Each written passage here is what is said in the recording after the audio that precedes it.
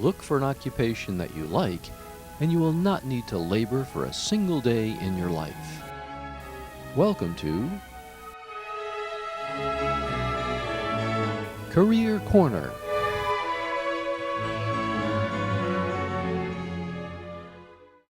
Welcome to another conversation here on Career Corner. I'm Patrick Howell. I am the Executive Director of the Institute for Advanced Human Performance, and I am also the host of this wonderful, terrific, fabulous, perfect show, Career Corner. The show really has three aims. It is to inform, empower, and inspire our viewers. This show is really all about informing. We have a guest, I think the first on this series, who is a massage therapist. He's going to talk about that field and let our viewers know a little bit about how to get into it, what it's like, and all the particulars. The guest is Jorge Candelaria, and Jorge, welcome. Oh, well, thank you for having me. Yeah, excellent. That's great. Yeah. So why don't we start off right off the bat, okay. With massage therapy, right? Therapy really is around helping people heal and relieve tension. But what does a massage therapist do? Actually, I mean, a massage therapist, there are different aspects of it. One is someone can come in for massage who just needs to relax. I actually work at a place where it's more therapeutic. People come with issues, and we actually, based on what we've learned with anatomy and just the techniques, we learn how to help resolve some of the issues, whether it's a foot ache, a backache. Some people come in with strained necks, and then we use all the techniques we've learned to work on it. And hopefully we always achieve some kind of benefit. People come, actually right now I think there's a process of it trying to be part, so it can be billable. Okay, because it is actually therapeutic. That's the thing, right? That's the thing. It's a difference between a back rub and a massage. Exactly. People just don't, people say, oh, I can do this, but they don't know exactly what they're doing. They don't know the muscles. I mean, you go through a year of training to actually learn how to help resolve some of these issues. Yeah. And it's very strong. It's very powerful. I mean, people. I went into the profession because I enjoyed people and enjoyed healing, and actually, I've been getting that from my job. You really have. Good. Yeah. Okay. I go into work sometimes tired. I always leave energized. That's great. Because there's an exchange of energy. Yeah, and actually, you beat me to my question. I was going to start off with you, asking you, how do you like your job? I mean, that's physical. It's physical. Sometimes you're exhausted. I put my hands in water and ice almost every night to help heal them.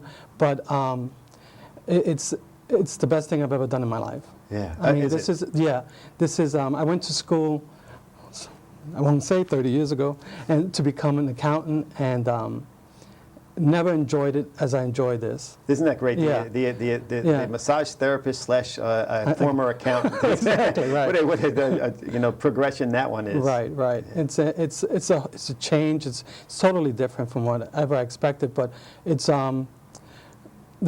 I did the best thing I ever could have done for myself. Good for you. So if we're painting a picture of the massage therapy world, right. And hopefully that's the right way to put it, right? Massage therapist. You are a therapist with training. There's licensing. Yeah, there's a whole licensing. We'll talk a little bit about that too in a moment. Okay. Before we get to that, if we paint a big picture. Where do massage therapists work? What do they do? Are they independent? You said you work for a larger company. What kind of? That's the thing. There's a variety of methods of working in that field. I mean, right now I work at a spa that's more therapeutic. So people go in there for issues, and it's we do offer some foot scrubs and some other things, but it's very therapeutic. And then you can go on your own, which I'm doing a combination of. Okay. Currently working on establishing my own clientele. So having your own business. Having your own business. Okay. I mean, so you can either do it through that kind of, on one-on-one. You can do it in groups. I know some people that get together and do a service as a group. I actually get together with some people once in a while. We do chair massages. Corporations call you in to do services like that. Yes. So there are. I've heard of that, right? That seems to be pretty big business. It's becoming more and more. It's like one of those perks. Yeah. You go in and people just love it. They come in 10 minutes. You give them, you spend a little time on taking care of them, and they go back to work, and they're fully energized. Yeah. So what are the specialties? I mean, of course, I'm a layman in this, right? Sure. You hear of deep tissue, shiatsu, you hear of therapeutic. There's so many modalities. I mean, so many different things you can go into in between the sports massage, deep tissue. I mean, there's training for, people with cancer. There's trainings for, people who are pregnant. And are they all separate trainings, or do you get like one license and then you take on your specialty? It all depends. I mean, you do get trained in specific, on a little bit of everything when you go in, but then you can go in and actually get additional licensing and additional training. Some of them are very specific. Some of them you get it within your year training. Yeah, okay. Right, so it all depends on what you want to go into. Like, for instance, I just took a training on just additional techniques. So that's just general techniques. But I'm also going to, in January, February, depending on the class, more sports massage. Yeah. So looking for a certification in that. Good. So these additional trainings, because this is important. If someone wants to get into this, right? You become licensed. You said that's about a year long. It's in New Jersey a year long process. So it's no joke. I mean, it's not. No, it isn't. Yeah. And it's a lot of work. I mean, for someone who thinks that's, they say, oh, you're learning how to just move the body around. I mean, there's the anatomy, the physiology. So there's a lot to learn. Yeah. And it's so you have that piece, and you become licensed. And then are there requirements to maintain your license? Are there continuing education? There's continuing. Every 2 years you have to take 20 credits. Okay. So it's about 10 every year. Yeah. So for instance, I just took 10. I'm going to be taking more. But there's so many classes, and for me, it's just one continuing learning process that, there are 1,001 classes. And it's probably the best way to do it, right? The more you learn, the better you become, and more people want to use your services. Well, and the more you can provide the very specific on. People come with a lot of specific work that they need done. Yeah. So, you can spend, sometimes in the beginning I thought, how much time can I spend on a hand? Well, I can spend an hour working on your hands, helping them out if you come in with carpal tunnel or something like that. So it's incredible what you can learn. And I think few people know that, a hand massage can be one of the best things in the world. Exactly. It really can. So they're very interesting. So you really took on this field after a long, history. Yeah. Going into your own, let's explore that a little bit as you go into your own. What kind of investment of time, money, and equipment is needed for that? Well, time is not so much the issue. Money, it's more of deciding what you want to do and how you want to handle it. Because say you want to open up a business, and then you got to have a plan. Who you want your clients to be. What specifically do you want to do? What do you want to offer? Where do you want to have it placed? Like, I'm working on an office at my home.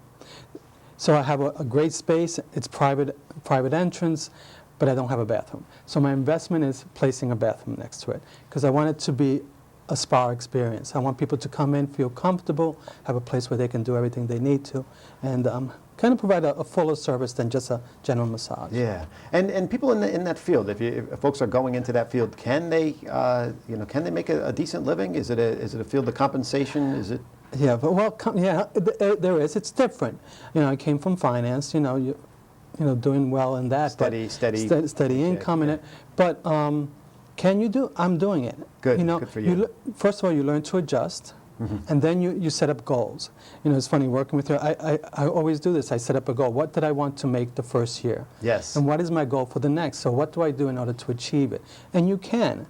The one thing though is, like in massage therapy, full time is 24 hours of massage a week, which isn't enough in general. Oh, so that's no. Well, no, unless, depending on, it also depends on. Is that considered full-time because of the physical requirements? The physical requirements. So anything after 24 hours, you're considered full-time. I mean, I do 35, and for me, physically, I can handle it. And, but just working at that spa isn't enough. Yeah. I find that going on my own, adding dimensions to my career is what's going to make me successful in many aspects. And you're doing what you love. And that's what makes it easy. Yeah, you're doing what you love. You come home, you're exhausted, but you come home with a smile. Yeah. Now there are, every single career has the highs, the lows, the ups, the downs, the goods, the bads. Right. What might you recommend someone wanting to get into the massage therapy field? What should they consider?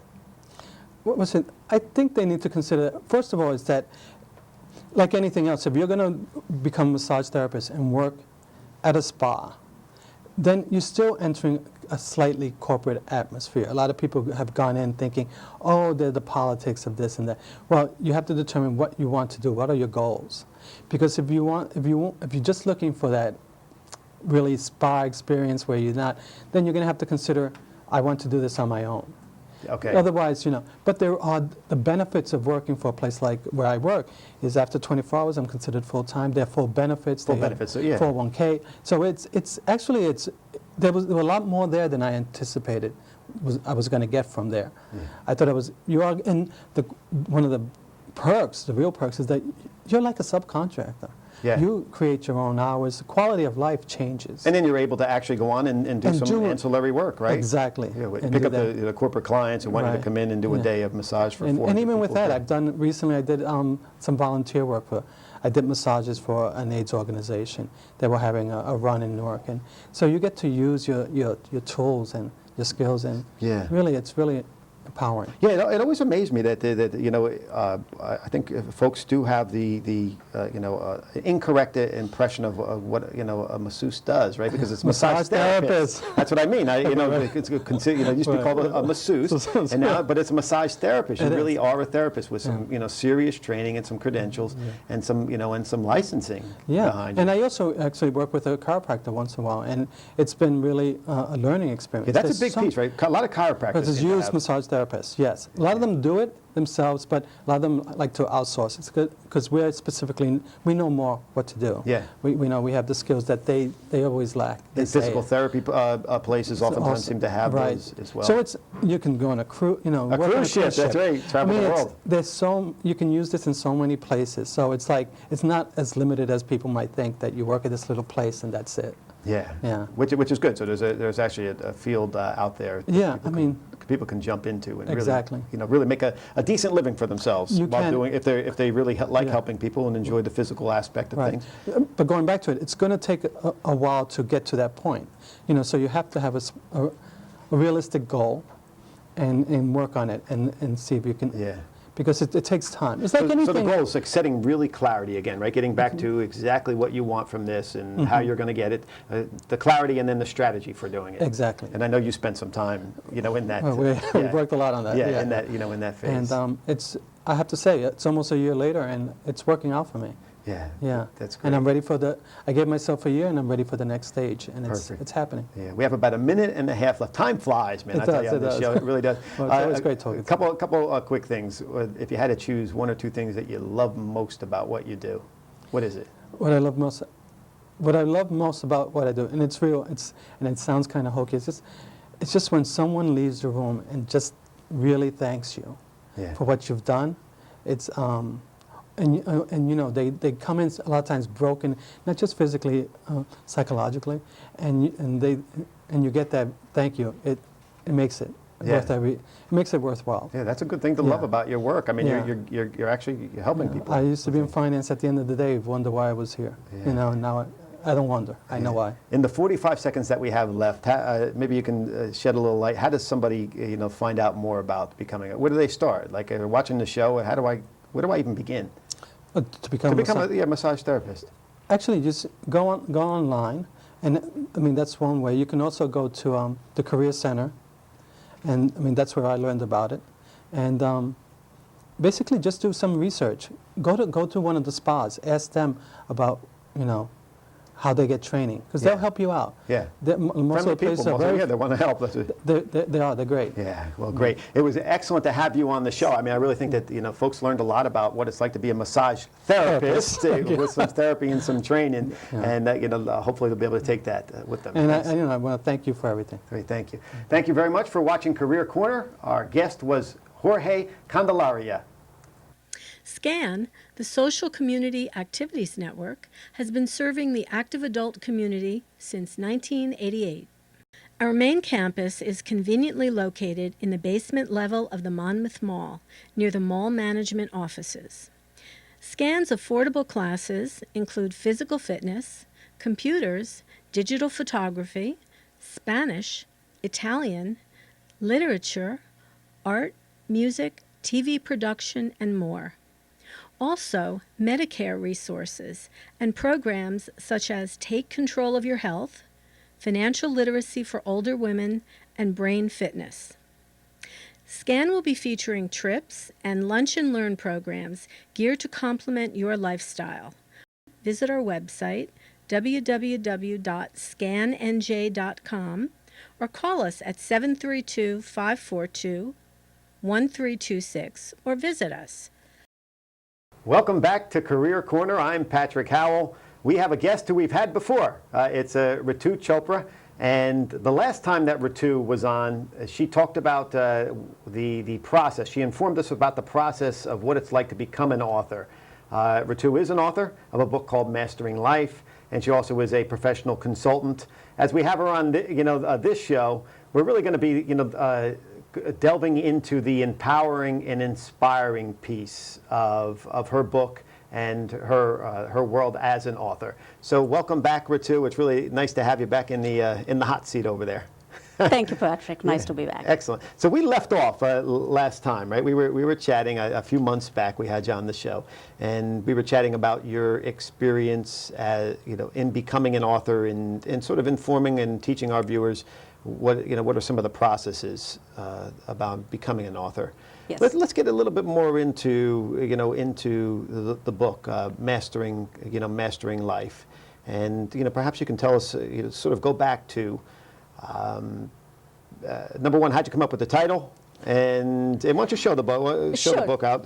How'd you come up with the title, and what's the picture all about? And Sure. The Mastering Life represents to me is that each one of us, regardless of our backgrounds, where we come from, where we go, what our destinations are, there are so many challenges we go through: relationship challenges, health, profession, children, society, culture, traditions, endless challenges. So life is, to me, what I understand is that it's a cumulative experiences of our circumstances and your outlook and your attitude. Those challenges would always be present at one level or another.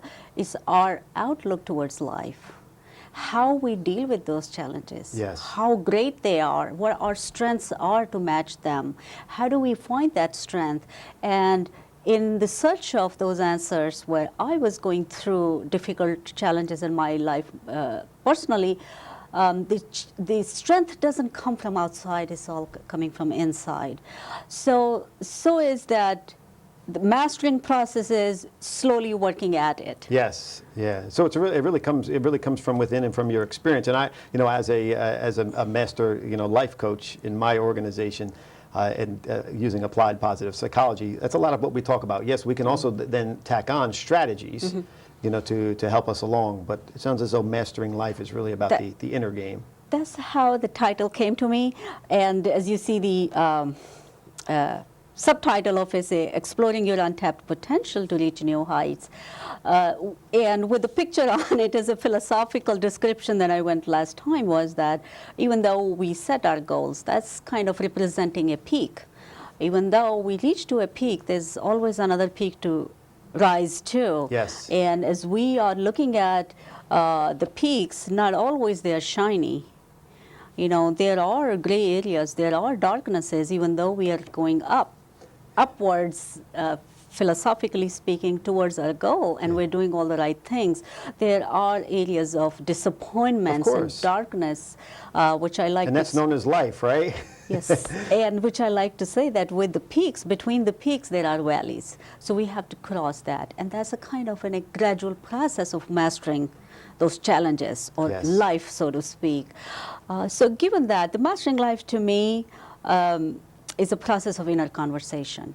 It's a process of self-analysis, self-discovery, self-realization, where you want to be, who you were, who you wanted to be, what you have become, what your strengths are. There are a lot of different ways of, when we look at the leadership strategies, etc., the motivation, and all that is fine. I have nothing against that, but we are human beings. We cannot be human machines. So I like to take that approach of living life, enjoying life, being able to be human and Sure. express that, not just be the goal-oriented machines. Yeah, living the entire experience, the mind, Yes. the body, the spiritual end of Yes. things, the Yes. whole experience is important. And each one of us has a different level of strength. Sometime, based on our skills and our interest, we might be able to accomplish in a shorter time. In other areas, it might take a little longer. Yes. So that's, I think, the and principles of mastering life is to work at your pace, at your strength, towards what's important What's to you. important? I just wrote an article for the American Society of Training and Development, and it's research-based, but we talk about, really, even in setting goals or in, getting through the peaks and the valleys, it talks about, always coming back to the why. Yes. Right? Why are we doing this? What's the Yes. inner game about Yes. this? Because that's of huge importance. I remember a quote from Dale Carnegie that really suits very well to a lot of things that I talk about, and you just mentioned. The quote is that a man convinced against his will is of the same opinion still. Yes. And that's very true. If you are told, you might be motivated, you might be there might be a reward at the end, and that's fine, but you're still not willing to do it. You're doing it because you're asked to do it. So there's a big difference in the experience of that achievement. Yeah.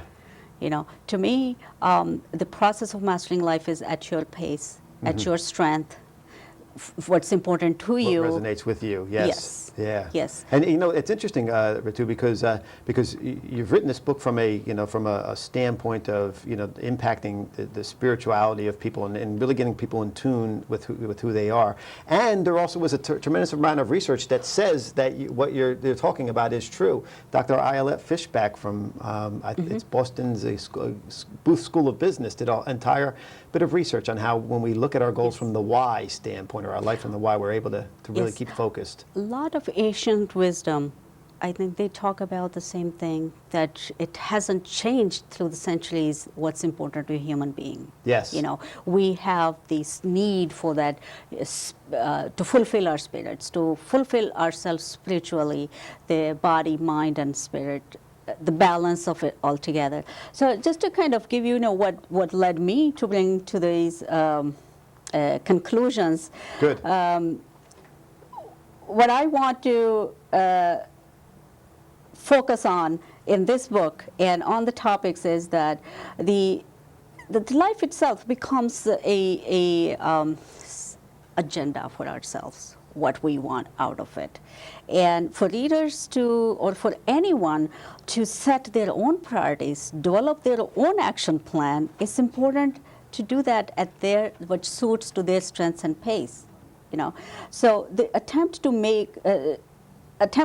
that we make forward towards those goals and going forward is how we look at what is our outlook, what are our circumstances, what are our attitude, what tools and techniques, skills we have, Yes. what do we need, who we wanted to be, what we have become, and what else there is.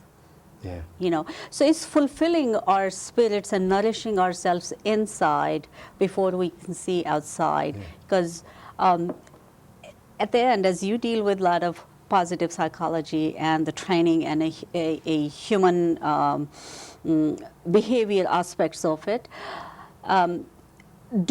just doing things for the accomplishment of just doing things isn't enough. No. If you don't have a satisfaction into your work. Exactly, and you're exactly right. It used to be thought, right, that success brought us happiness, but research clearly shows us now that it's the opposite way around. We become happy with who we are first, Yes. and then we achieve our success, which is wonderful. If you were to sort of thumb through your book, and we know that people buy books and then they don't read them anyway. So for the average person who's picking up a book and wants to get through it as quick as they could, are there parts in there that you would say, wow, people should really read this? They should really grasp a hold of this concept. Yes,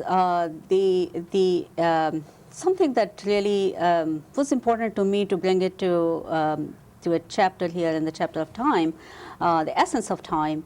I'm not a poet. I've probably written a couple of poems, and one that it just flew through me in a very critical moments in my life. And I would like to Sure. mention that. Is the We have poem about is 4 minutes, as long as it's not a long 4 to 5 minute poem. We have 4 minutes, we're good to go. I'll cover that within that time. Okay. So it's about time. The importance and essence of time is that what I wrote, once upon, from the course of time, a moment fell down. I saw that moment there, and it disappeared. It was my life. I began to search for it, but it became yesterday. Soon, tomorrow would become yesterday.